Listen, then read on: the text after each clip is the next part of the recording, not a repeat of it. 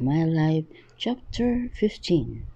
I had nowhere I was going in mind, but I knew I needed a walk badly. I couldn't wait to hear the quarrel that had happened again this morning, so I walked out. My siblings were already in school because I was the one who pushed them out.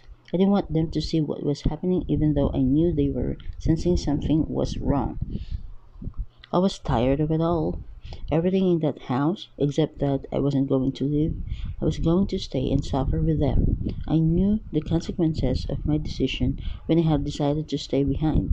It was to deal with obstacles that came my way.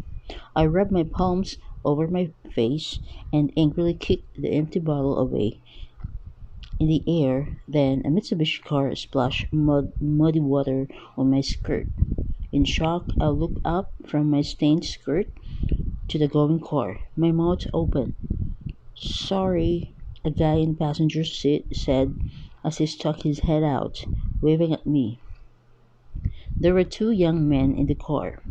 I eyed them in annoyance and thought of seeing Toyin. I was near her house anyway, even though I had no idea how I got near it. I knocked on the door thrice and her dad opened it. "Hey, Tissan, how are you?" "Very well, sir," I replied. He was in his pajamas and looking sleepy. "I guess I just woke the whole household up." I walked into the house and Mr. David said he was going back to sleep. I smiled as I bobbed my head before going to Toyin's room. I turned the knob of Toyin's door and sat on her bed. I looked at her for a while as she was snoring away. She and Vicky were snoring once. "Hey," I shrugged her body. "Come on, wake up." Toyin turned, looked through her lashes, opened them, then closed them back when she saw me. She was enjoying her sleep because we weren't going to school again. If not, we would be in school. The only thing we were waiting for was our final year result before processing for college next year. "Come on, wake up, please." "What brought you here so early in the morning?" Toyin asked, not glancing at me. "Just wanted to see you." "All right then, let's sleep together." She pulled me down to cuddle. Turn was so much of a cuddle.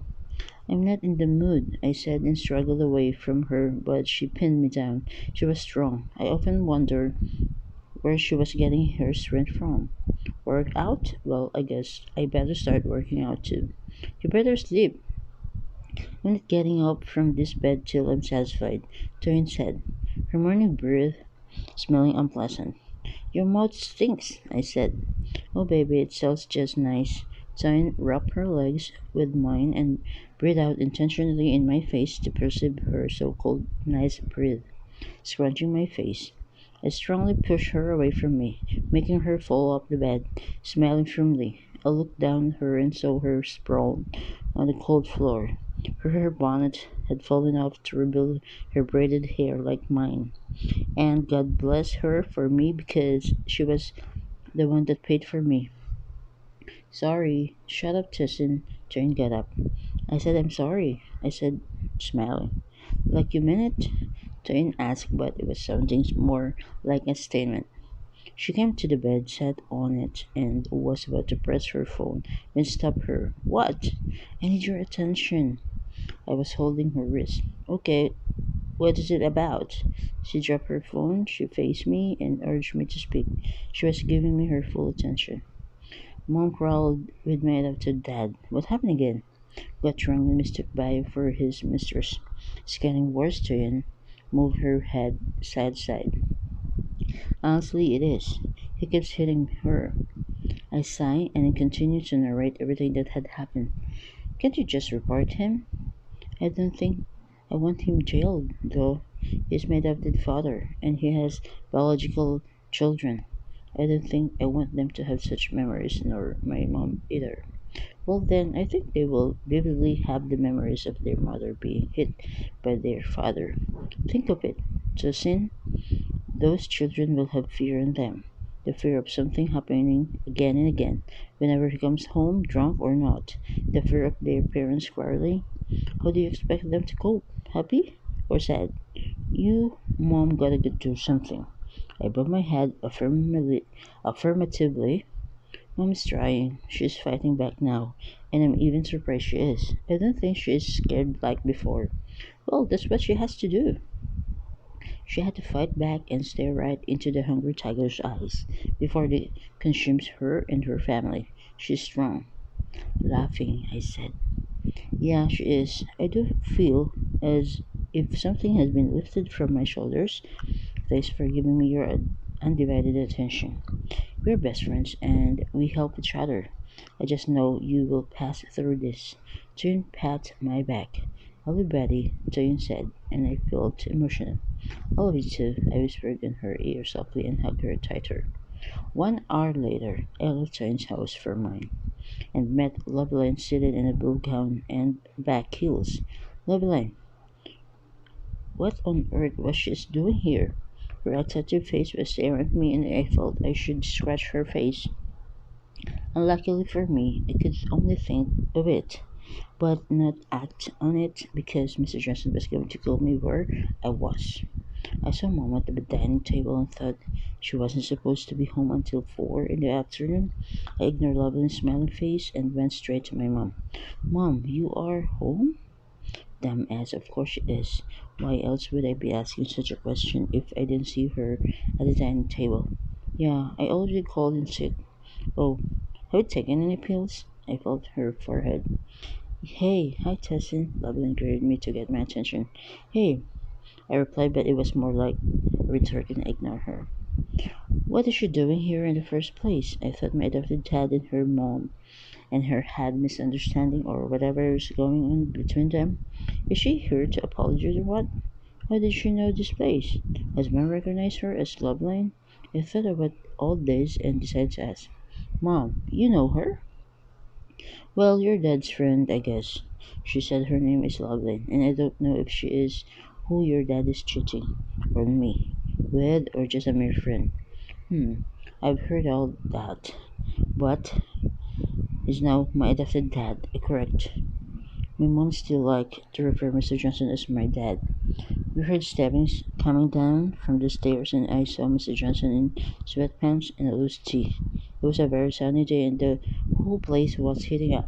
Hey Loveline, do you still remember Tessin? Damn well, Mr. Johnson, I can't forget her pretty seductive face. But wait, when did I matter to you enough for you to ask if Loveline remembered me or not? You are pretending to be friendly, huh? Oh yeah, Loveline responded, smiling.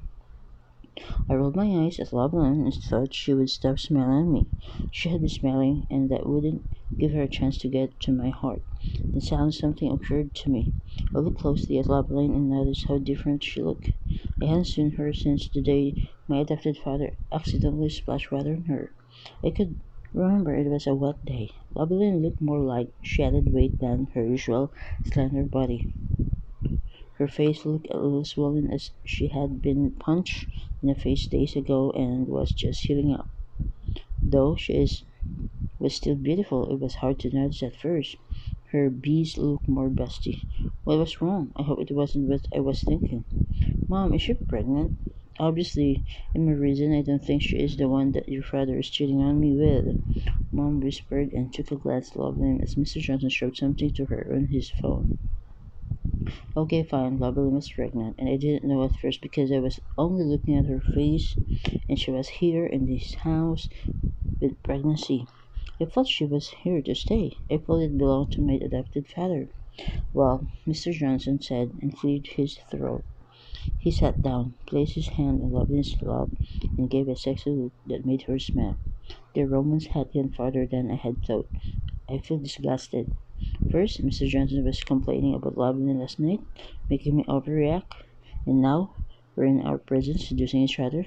God, what was Mom thinking now? That they were still friends? Mere friends?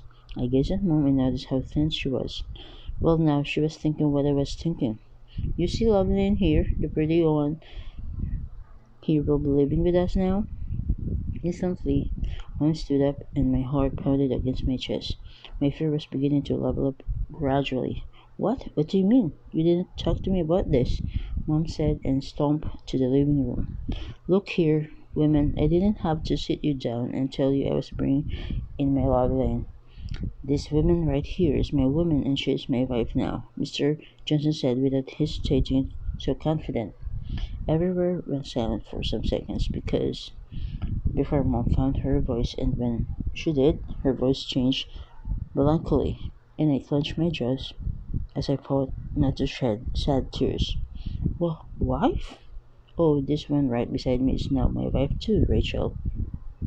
How dare you? How dare you bring in a woman into our home and call her your wife? I mean, she isn't legally your wife. This is no home, Mom. Rachel, shut up. It doesn't matter. She's pregnant already, and that makes her my wife, okay? Mom paused for some second, processing what she had just heard. You aren't in your right state of mind, Ola, said Mom. She was close to tears, and I didn't want her to cry like a weak woman in front of Loveline. As I went to pull her away from the living room, she tried struggling away from my grasp, but I didn't allow her. What do you want to say to your children? Mr. Johnson smiled and spread his arms wide. Simple, just tell them what I told you so they will understand. You are a heartless human being, actually. Monster. Mom shouted and cried out. Hey, Mom, come, let's go. Mom took a long look at them, lips tremoring, then she nodded and followed me. I helped her lay in bed and excused her as she had told me to. She wanted to be alone to cry her heart and pain out. She was suffering physically and emotionally. After a while of staying at the door, I left for the dining. Hey, you come here and carry this bag to my room. Mr. Johnson ordered me when he saw me. I grudgingly obeyed and went for Loveline's bag. One of them must have gone to the car to bring her bag out, because it wasn't there in the living room before. As I bent to pick the bag up, I caught Loveline staring at me. She smiled and waved at me. Exhaling, I glared and rolled my eyes balls at her. What is wrong with you waving and smiling at me? Aren't you getting the hints that I don't like you at all? I carried the heavy bag to my adopted father's room, thinking that Loveland was acting like a baby with all the smiles and waves she was showing me. What I didn't understand was why my mom didn't take any steps to attack Loveland, physically or verbally. In fact, mom was too nice for liking, or was it because Loveland was pregnant? If I were her, I would have done otherwise. No other woman would come into my man's home and be introduced to me as a second wife, and I allow it to slide that way. In fact, the whole neighborhood in my area would know what was going on, except that I didn't have a man of my own. It was better that way. They suck. I angrily dumped the bag on the floor and went to my room. Loveline was here and pregnant, and I only hoped she wasn't going to stress my life or my siblings. A pregnant woman's life was a stressful one, and it wouldn't be a good idea if she passed her frustrations on me since Mr. Johnson was rarely in the house. Or maybe he would because Loveline was now living here. Lovely, welcome to the family of the Johnsons where quarrel and annoying stuff happens. You are not excluded here to deal with whatever that's coming. I mumbled inside. I was exhausted. Sooner or later, Loveland would start thinking of staying or moving away. I only hope it would be latter, or if then, hopefully she wouldn't frustrate my already frustrating life.